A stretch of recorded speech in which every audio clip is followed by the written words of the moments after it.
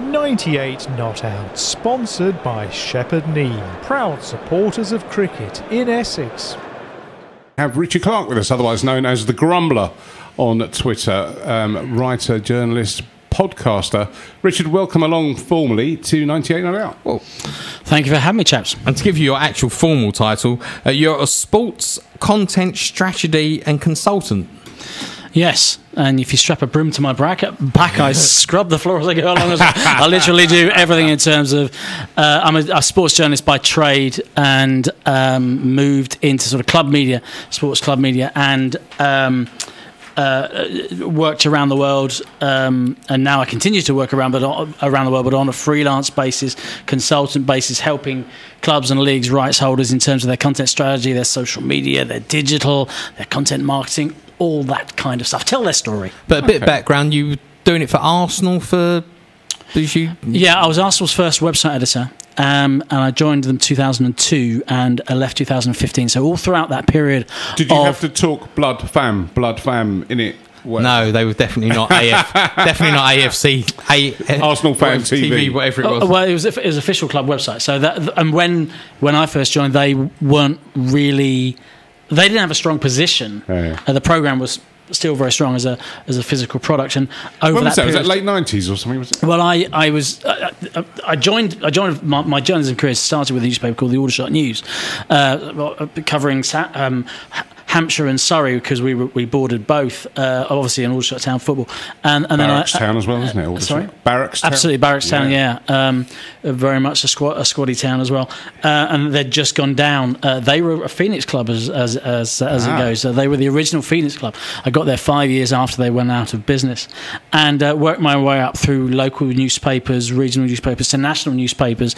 So I was writing Premier League games, football games for the Times, and did the majority of stuff I did for the Telegraph as a sub-editor there and a writer there, and I was stringing on the back of my day job as a local newspaper reporter as well. So I was working sort of literally 8 days a week, because sometimes I did 2 shifts. I suppose in those days in the Thames Valley you had you'd have had Reading and maybe Swindon. Were they in the Premier?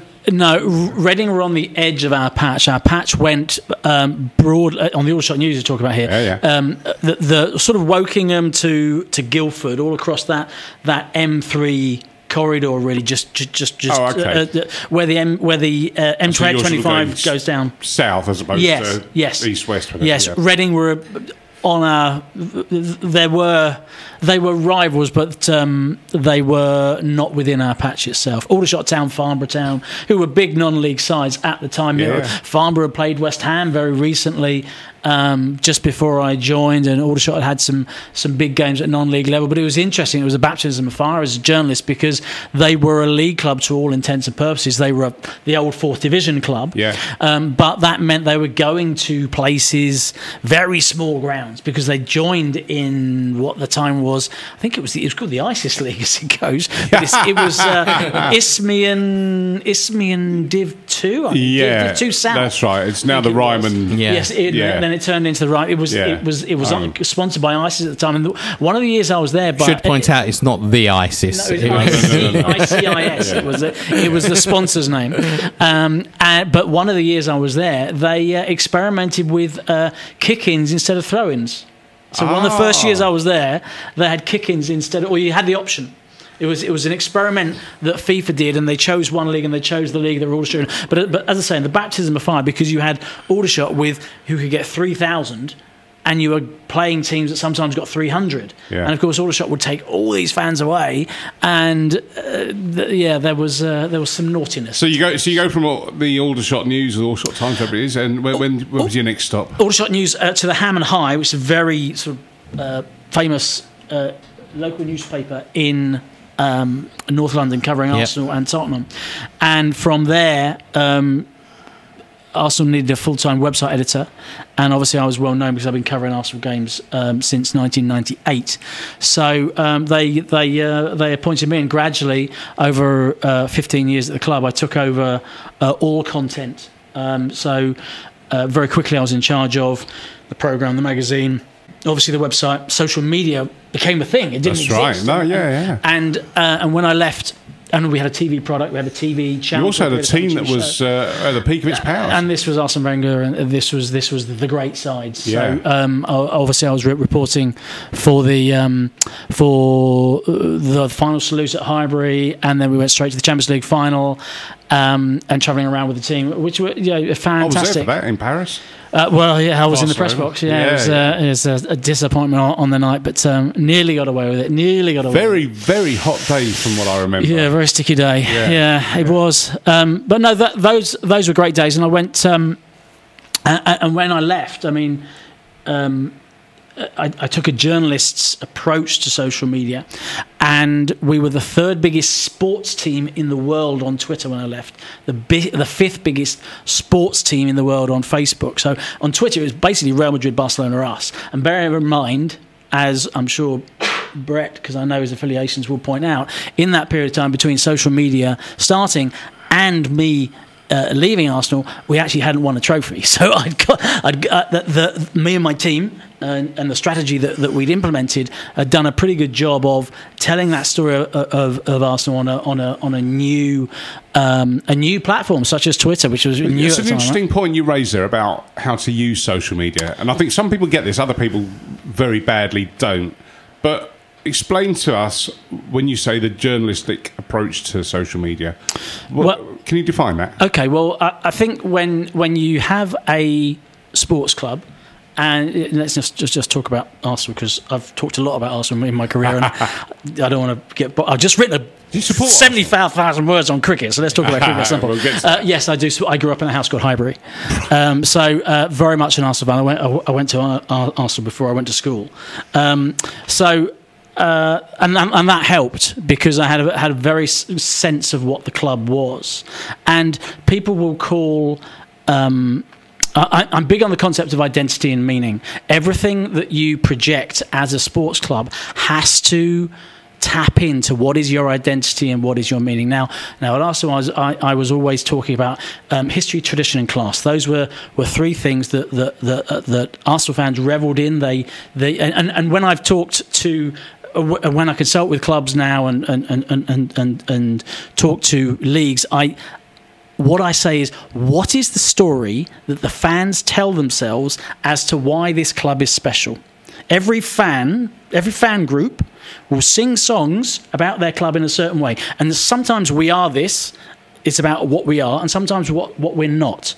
And you need to tap into that specialness, and you need to project it in every single way. So let's talk about history, tradition, and class. That would manifest itself in what's the font we need on the website. You know? Yeah. What are the right words that we need to tell our story on Twitter?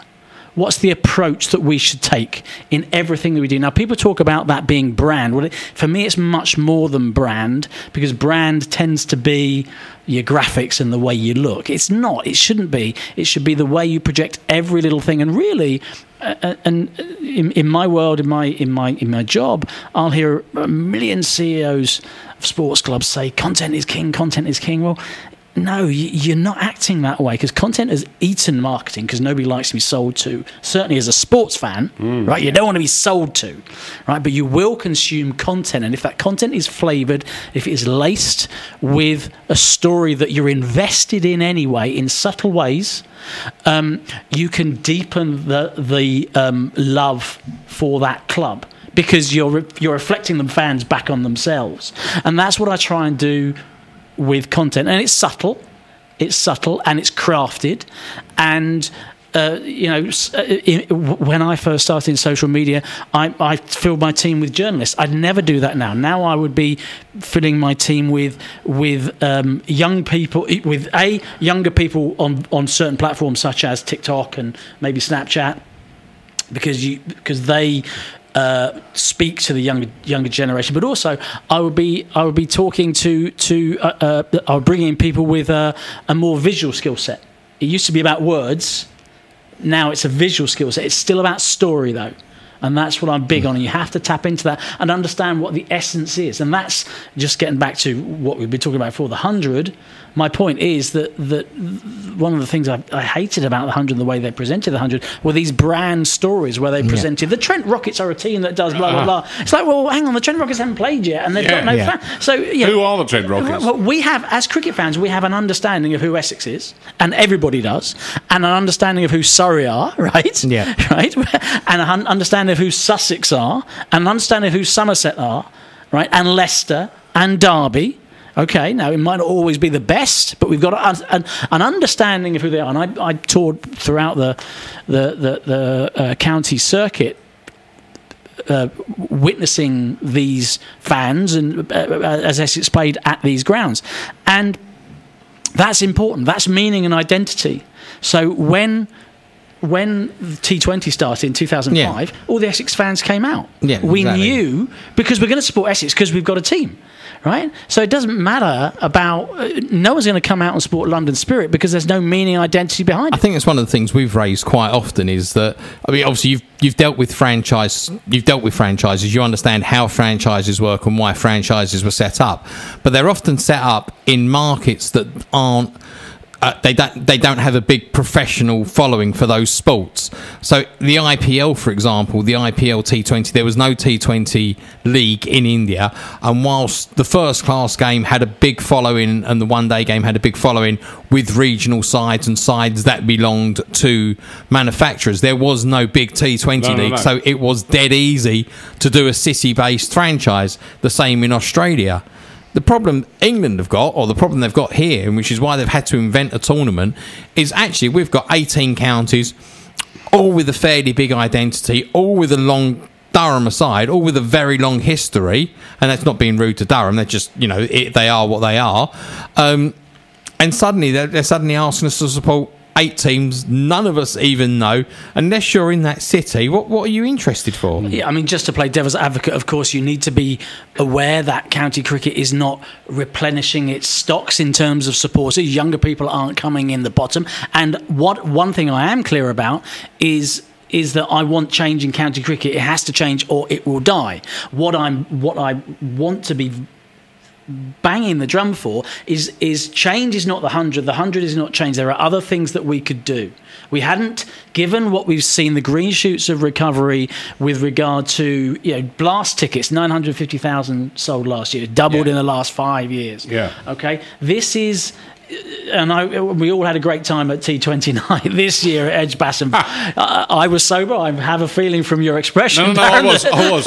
But there were a few sore heads that particular night. I drove. It's a fantastic night, an absolutely fantastic night, and it's a party. It's become very important in the sporting calendar. It was something which we could build a foundation upon, or build upon the foundation of that rather. And I don't think we'd exhausted the options that were there. Yeah, I agree. But change is good, and we need to change because. What the 100 is rightly doing, and the blast, the Big Bash does in particular. You got loads of kids and families in. I'm not against that at all. That's not the issue. And we all know the blast audience, especially at Friday night at Chelmsford. Ain't a family audience. No. So there's things. I think they've changed. I think they've changed that quite a bit over the last few years. Essex. It's still a fairly robust audience, shall we say, but it's definitely not as robust as what it was. They brought in you can use a different word for robust. Edgbaston, it was very robust. Yes, like several gallons of robust. Yeah. You could use the word drunk instead of robust, but there you go. So come on then, how come Essex, and then obviously why the book? Yeah, so just to add to answer a question you haven't asked, but I actually worked in Major League Soccer for a couple of years. I moved to Colorado, so that point of story, building a story in a place where there hasn't been a story, is important. And I worked in Asian football, Indonesia and UAE, so that concept of story is quite important to me. Where I came to in this book is I'd had the fact that I used the past tense is the issue. I'd had a career that I'd thoroughly enjoyed, and like a lot of people, I got to middle age. I was 50 last year, and I got to that stage, and suddenly it kind of had plateaued a bit, and I'd lost a little bit of my focus, a little bit of my identity. I didn't quite know who I was. I had a strong idea of what I was good at, what I could do, and like a lot of men around my age, I was lost. And this is what some people would call a midlife crisis. I didn't buy a sports car. I didn't run off with another woman. I watched far too many games of county championship cricket. That was my meditation. That was my sanity. But I was looking to reinvent myself.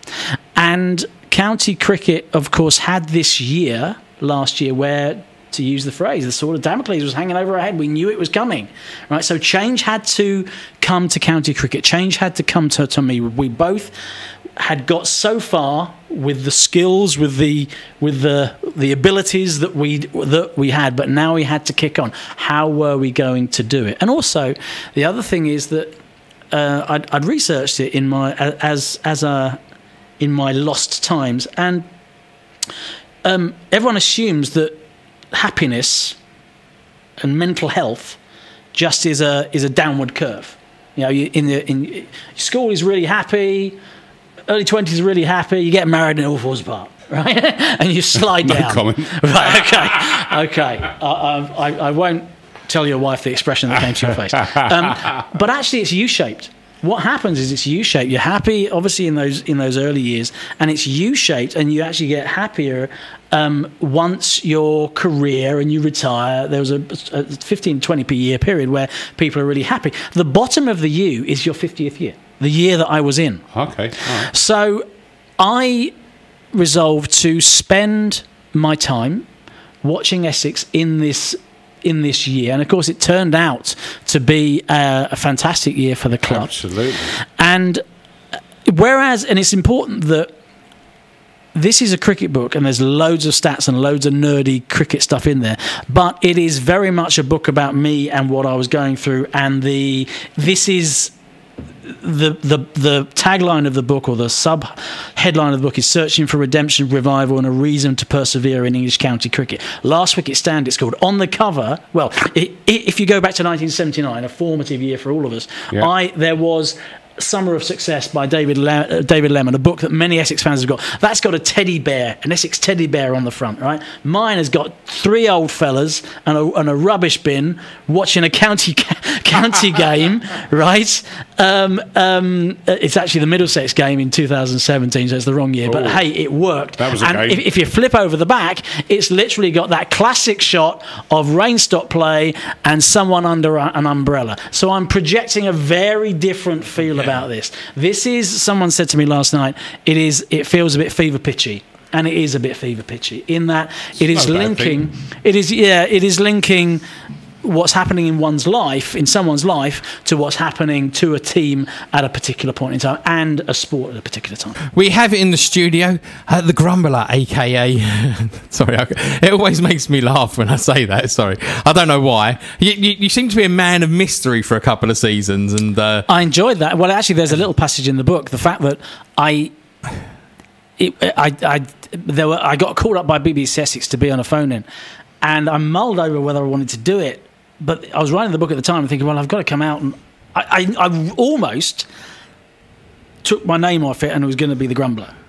I did do that. That was my initial pitch, and I got asked to change it, and so I did. And the reason I did is because part of it is because of social media and the way social media has changed. When I first got on as the Grumbler, it all came out because I was writing for the club magazine at the time, club website, and they wanted me to do a character. So I did a character, and it's called the Grumbler because it's a gentle dig in the ribs of most county members who Yeah. Anyway, any members meeting. Yes. Any attending a game sat among the members. Yes, exactly. There are a certain group that will whinge and moan about anything, and it was a gentle dig in the ribs. But the fact is that social media had changed, and you can't be face this. You have to be accountable. And so I needed to come out. I protected my identity. I didn't like. I didn't want to be public. I enjoyed the anonymity because it allowed me to be more free in the way that I spoke. Yeah. However, you can't do that anymore. And of course, the Daily Mail will find you out. We should point out, obviously, your real name is Richard Clarke, as everyone now knows. Yeah. And, so the sort of mask has finally slipped, as such, in a sense. Well, yeah. I mean, only because of what's happened with regard to this book. And as I say, it was a life ambition to write a book, and I'm hoping it'll lead to more books. I want to write more books on different subjects. Maybe there's another cricket book, because obviously the very thing that prompted this book, or one of the things that prompted this book, was the 100. It actually hasn't happened. So there's another story there, and obviously the redefinition of sport, the redefinition of cricket, as we've spoken about, in a post-COVID world, is going to be really interesting. As someone who's been heavily involved with professional sport, one of the things I've raised before is that do county clubs need to become more professional, as in football style, in generating their own income away from the ECB to become more self-sufficient? And do they, in effect, need to stop becoming members' clubs and start becoming professional sports clubs? Well, I think football clubs need to do that as well. I mean, if you look at football clubs, you've got the Champions League clubs, and then you've got everybody else, and everybody else needs to do that. I mean, if you look at a club like Tranmere. And there are lessons for county cricket in what Tranmere have done. They obviously went down to the National League, and they got bought out by Mark Palios, the former CEO of the FA, and his wife, and she's a lawyer and he's an accountant. Obviously, he's got a strong football background as well as a former player. But they have built that club rather, based on being a community asset. So, for example, they've got educational schemes that are funded by the council, the local authority, but it is activated by the club. So, kids that maybe are disenfranchised by the mainstream education system will come and get educated at the club, and they'll also learn to be football coaches because they're energised by that. Well, county cricket is an asset that can be used, even to the extent of, and you may laugh at this, but even to the extent of it's a game that happens during the day. There are a lot of old people there. It has a gentle sort of lullaby that goes on during the game. Well, there are daycare centres. Yeah. That need an outlet, and one of the things that I learned in the pandemic is that how we've outsourced our care of the elderly and how we need to change that. Well, okay, if county cricket can be a hub for old people to congregate, be a community club again, there's nothing wrong with that. And of course, there's actually revenue there because you become a community asset again. Okay, there'll be certain people within the game that say, yes, that just makes it an old person's game. Okay, well, the championship is older. I know the demographic is older, but I just want the game to think in different ways. Yeah. So what if we're telling listeners go out and buy this book? Give us some colour as to what they can find as they turn the pages. Well, what I did was I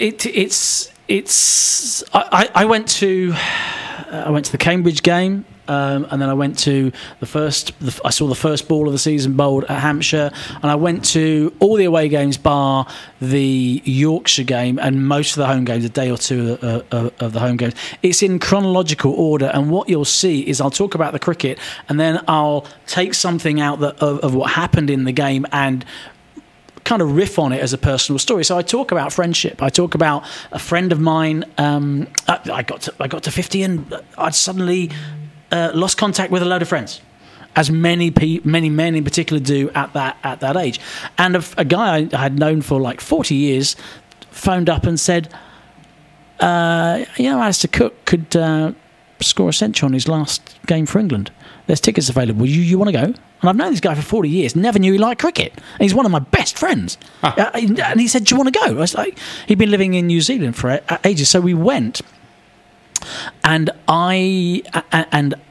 I had to do the school run, right? Because my wife was working. I was a consultant, right? Consultant stroke unemployed. And so I had to do the school run. So it was the right drama to get there, but we got there, and I was watching the clock, knowing basically that I had to go at lunch. But he managed to get his 100 about 15 minutes before lunch. But I was literally, all I was interested in was Cook's score on the clock.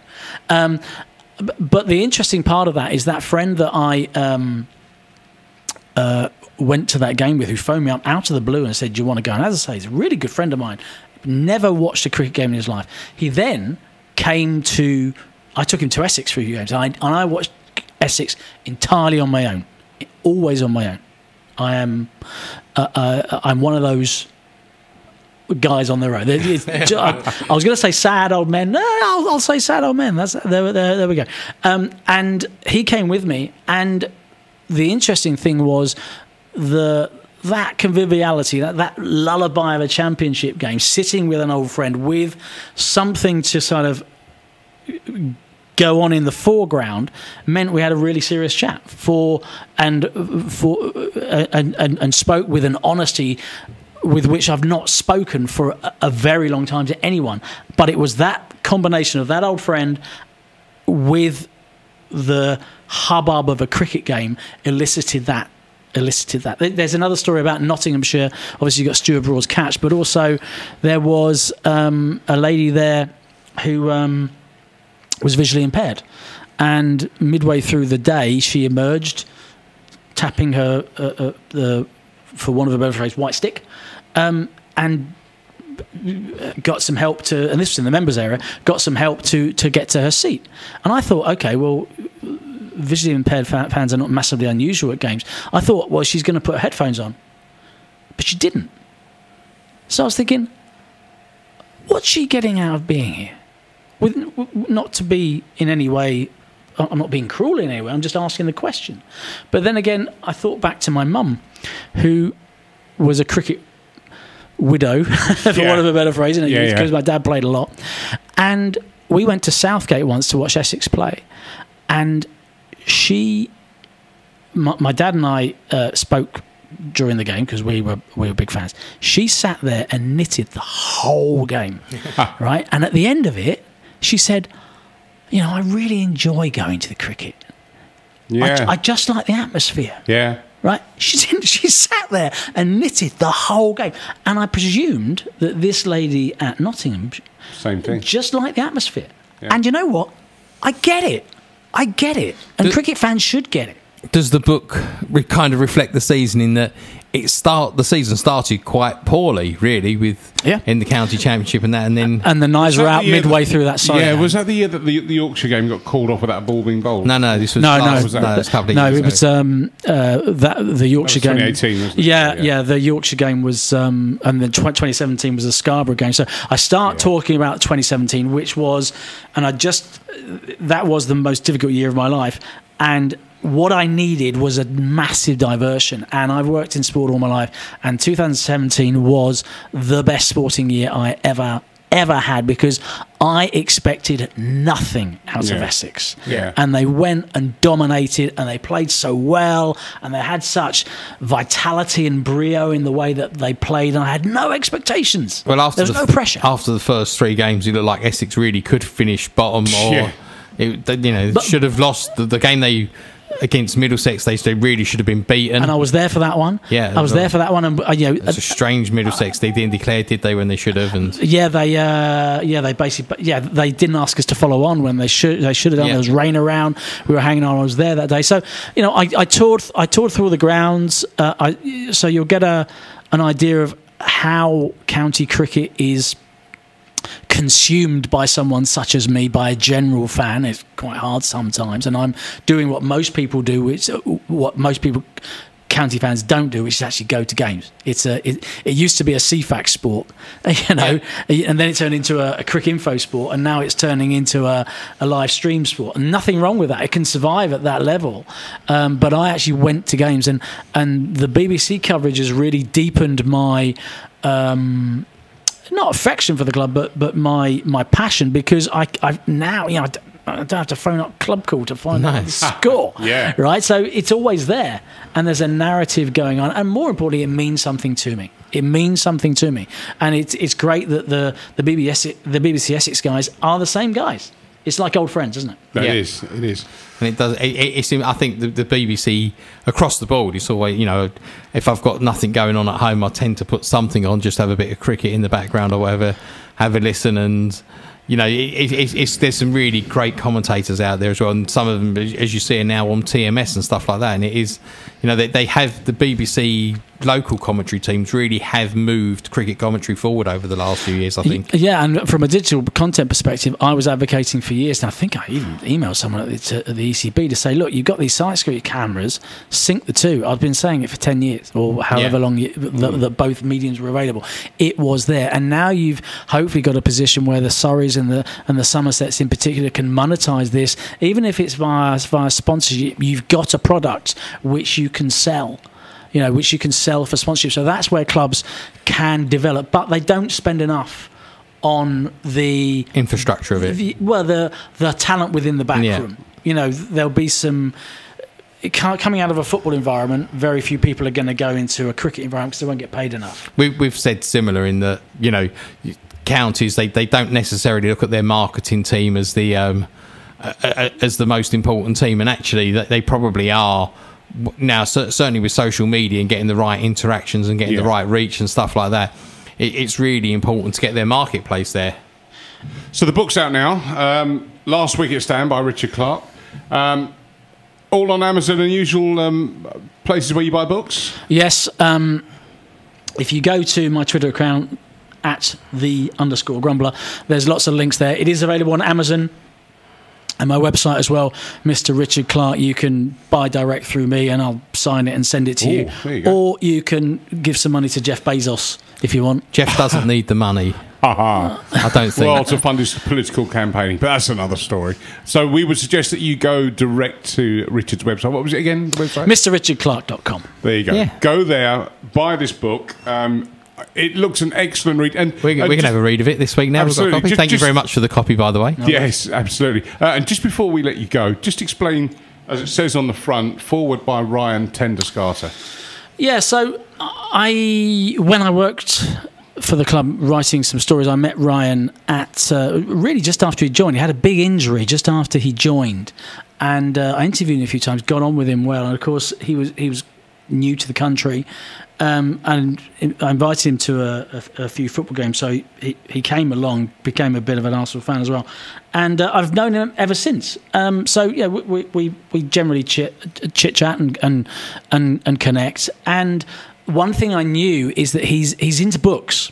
He really likes books, and I said, well, look, I've written this book, and as I say, I only got the green light that it would turn into a physical book around February-March time. And I said, well, Ryan, do you want to write a foreword? I'll help you write it, but I want it to be your words. It needs to be authentically you, and you'll see the tone of what he's writing is very different to what I'm writing, but he doesn't pull any punches there. There's some very strong thoughts from Ryan. He's got a serious head on his shoulders when it comes to what the game should be, and most importantly from my perspective, one of the things I admire about him is he has a moral code, he has an ethical code running through him, and that's really important. But he talks about what the game can and can't be. I don't always agree with him. I'm not sure I agree with everything he wrote in that, but yeah, we exchanged some texts and some emails and some calls, and he put together, I don't know, 1,000 words at the front explaining his views on county cricket, and also importantly there's a shout out for fans such as myself, because there's this disconnection between sportsmen and the audience always, and one of the things we lament as football fans is it's become far too wide. Cricket, if it becomes wide, we're in real trouble. It needs to become a lot closer. One of the great things with cricket is they are invariably accessible. Absolutely. Certainly within the county side. And need to be more so. Indeed. England have won. Won by 6 wickets with perfect timing. 22.1 overs to spare, so pretty comprehensive in the end. Billing 67 not out, Morgan 36 not out. So yeah, good win for England. Did we do we didn't do the SNL results, did we? We'll do that in a minute, but we'll thank Richard first of all for his time. Remind everyone that book is out now. We suggest you go to Mr. Richard Clarke website, buy it direct. Don't line Jeff Bezos. You can do it. It's fine. It's fine. It's cool. It's cool. As long as you read it. I tell you what, the big thing is Amazon reviews. That's what I really need. So if you buy it, read it. If you like it, do an Amazon review on Last Wicket Stand. If you don't like it, get it all out your system and review a Jeffrey Archer book or something like that. Yeah, because he's okay. We've had him on the show as well. Yeah. Oh, really? Yeah, he was. He was very entertaining. Very entertaining. Very good value, wasn't he? Thank you so much for coming on tonight.